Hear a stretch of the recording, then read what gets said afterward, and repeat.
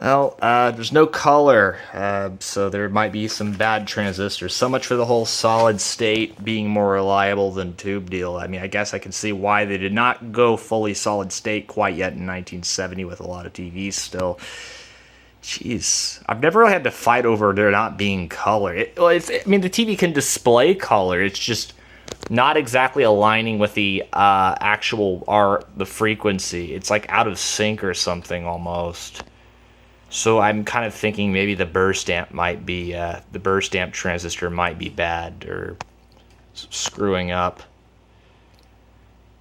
Weird. Okay, and by the way, the diagonal lines are VHF cross interference, which is common on channel 2 and 3 from high power radio stations. That's why FM traps are a thing. This thing is finally not arcing anymore, which is fantastic, though. I've been messing with the CRT bias. Color killer doesn't really do anything.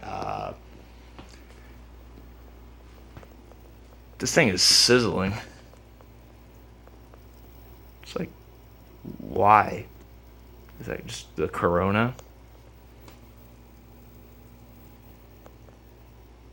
Really might want to address that at some point to make it a little bit more secure, but I'm just testing. I'm just glad it's not completely arcing itself up. Maybe the voltage is just still a bit too high and that's why it's doing it. That could be it. Maybe the voltage is just so high that it's not displaying color. I doubt it. Anyway, we're making progress. Motorola is still doing fine and well, and this thing will eventually be back in gear soon. So that I'm kind of speechless because I have fought with this thing more than I really have the Motorola just to get this thing to safely power on and not arc itself over and over and over again. So I've had to replace the high voltage cup, I had to replace the horizontal output tube, had to replace the flyback, had to replace all the electrolytic capacitors, replace the light bulb in the tuner to make it for an LED.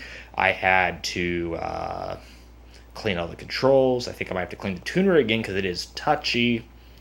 And this thing is now off-gassing and stinks. Yuck.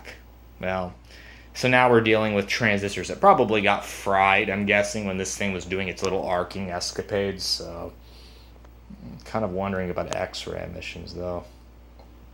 Oh, well. Super duper, man.